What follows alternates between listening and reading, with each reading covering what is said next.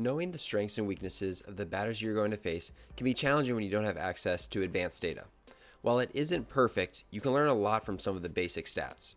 So today, I want to walk you through 3 stats that I think can be a game changer, even at the amateur level, to help prepare you for the team you're about to face.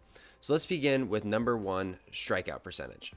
So strikeout percentage is simply just the total amount of strikeouts divided by plate appearances. So you're not going to automatically have this number in your stat sheet, but you will be able to see how many times they struck out, and you should be able to see how many plate appearances the guy has, and you'll just have to do the simple equation of strikeouts divided by total batters.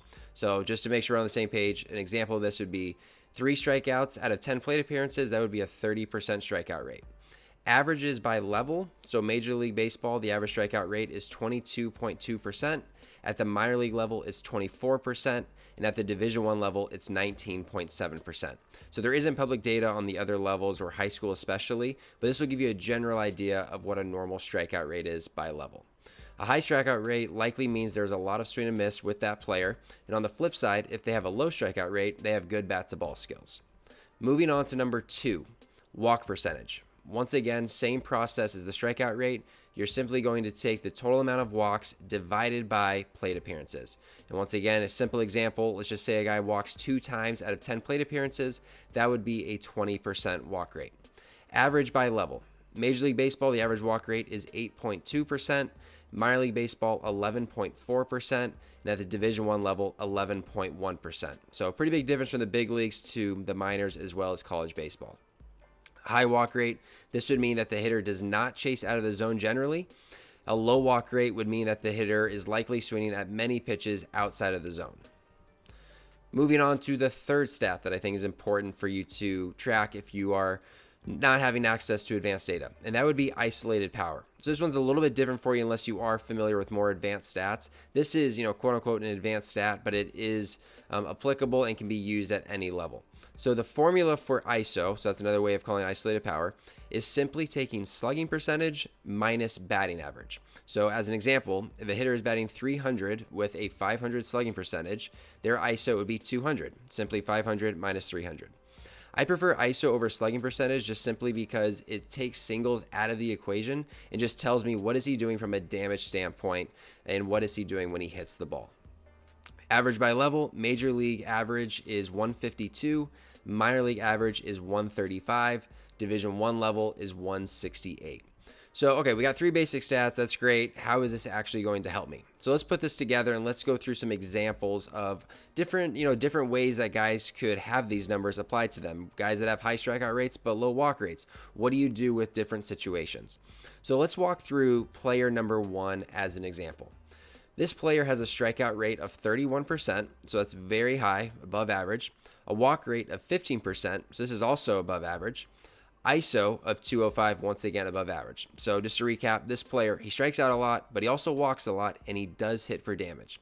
So this tells me that he likely doesn't chase out of the zone much because of that walk rate, but he does have a hole somewhere in the zone where he swings and misses. Now, he also does damage, so there's a certain part of that zone where he is doing a lot of damage, but there's definitely an opportunity for swing and miss somewhere in the strike zone. Obviously, without advanced data, you're not going to know exactly where that is. It's going to be a little bit of self-discovery. There might be a specific pitch type that he struggles with. Maybe it's a curveball or slider that he really struggles with, or high fastballs. That will be your job to figure that out over the course of the series as you are playing against this player. Moving on to example number 2. This player has a strikeout rate of 13%, a walk rate of 12%, and an ISO of 110. So this player doesn't strike out much, they walk a lot, but they don't hit for any damage. So this is a player that you really need to attack the strike zone with. He has good bat-to-ball skills and doesn't chase outside the zone. So this isn't a guy you're trying to get to chase. Because he doesn't hit for power, I would suggest going right after him and challenging him with your best stuff in the zone. This is likely a guy that's either batting at the top of the order or at the bottom of the order that has good on-base skills, probably can run a little bit, but he's not going to beat you necessarily with the bat.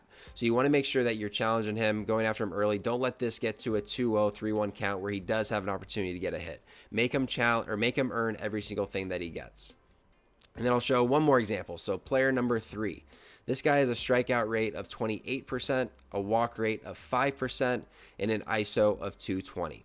So this player strikes out a lot. They don't walk very much, but they do hit for power. So this is an example of someone that will chase outside of the zone. But if you make a mistake over the plate, it will likely go for damage.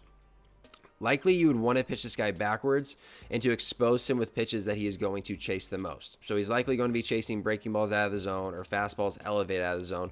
Once again, we don't know exactly where the issue is or what he is chasing, but most likely it is going to be off-speed pitches and a breaking ball. So hopefully this gives you a general idea of how you can use some of these general stats to just have an idea of like, how do I attack this guy? Is this a guy that I need to come right after? Is this a guy that can beat me with the long ball? Are they potentially going to chase outside the zone, or do I need to stay in the zone and attack right from pitch one? So to recap, 3 basic stats you want to include in your scouting reports: strikeout rate, walk rate, and ISO.